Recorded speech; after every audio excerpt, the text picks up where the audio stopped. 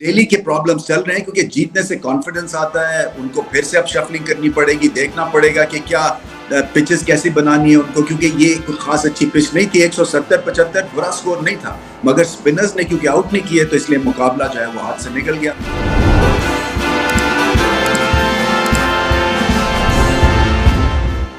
Mumbai Indians को जीत जरूरी है और अवे टेरिटरी पे आके जीते हैं, इससे बहुत हौसला मिलेगा क्योंकि बहुत बड़ी ये ऑर्गेनाइजेशन है, बहुत बड़ी ये फ्रेंचाइज है और इसमें मेरे फेवरेट रोहित शर्मा भी खेलते हैं जो कि कमाल बैट्समैन। रोहित शर्मा के फैंस थोड़े से डिसअपॉइंट हो रहे थे क्योंकि बहुत अरसे से इन्होंने स्कोर नहीं किया था और मुझे भी अंदाजा नहीं था कि 23 मैचों के बाद उन्होंने 50 रन किए। बट क्या खूबसूरत बैटिंग की, एक टफ पिच के ऊपर, खासतौर पे जहां गेंद फंस रहा था स्पिनर्स का, बहुत ही नीट एंड क्लीन हिटिंग की है। और जो नोकिया के खिलाफ उन्होंने 2-4 शॉट्स खेली हैं वो उतनी इंपॉर्टेंट और उतनी बड़ी शॉट्स थी और उतनी ही दिल फरेब शॉट्स थी जितनी के विराट कोहली ने हमला किया था मार्क वुड के खिलाफ। सो क्लास क्वालिटी दिखती है जब खेलते हैं, इनके पास एक्स्ट्रा टाइम है। गलत मौके पे आउट हुए मगर इसीलिए मैच बना भी क्योंकि वहां पे जबरदस्त कीपर ने एक कैच किया इनका और फिर से जो है वो डेली वापस आ गए इस मैच में।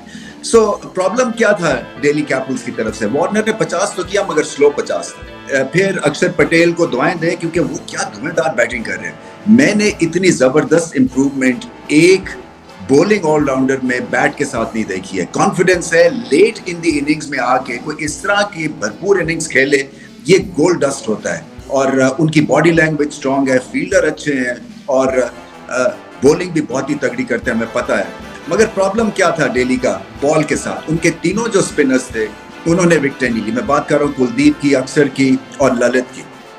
ये जो तीनों स्पिनर्स जो थे compare to Piyush Chawla for example, Piyush Chawla ने 3 विकेटें ली और वही एक क्रिटिकल मोमेंट था उस मैच में क्योंकि उन्होंने उस इनिंग्स का दम तोड़ दिया। फिर मुस्तफिजुर को सेकंड लास्ट ओवर में जो है वो 2 जो छक्के पड़ गए, उससे भी मुकाबला जो था वो बहुत हद तक मुंबई इंडियंस के हाथ में चला गया। वहां पे क्या एक स्पिनर को लगाया जा सकता था क्योंकि मुस्तफिज की जो स्लोअर बॉल है, उनकी जो एक जो सरप्राइज एलिमेंट है वो किसी ना किसी तरह से हर सीजन में कम हो रहा है क्योंकि बहुत अरसे से खेल रहे हैं, तो जिसको कहते हैं ना is been found out at times. तो प्रेशर भी होता है, फिर आपको एक्सपेरिमेंट भी करना है वेरिएशंस के साथ और प्रेशर में वेरिएशंस जब सही नहीं बैठती हैं और बैट्समैन आपको भांप लेता है कि यही इनके पास 2-3 वेरिएशंस हैं, तो फिर आपका सर्वाइवल जो है मुश्किल हो जाता है। और यही हुआ कि लास्ट ओवर में जो नोकिया को रन्स मिले वो इतने कम थे कि बेचारे वो कुछ नहीं कर सकते थे, मगर कमाल का लास्ट ओवर उन्होंने किया।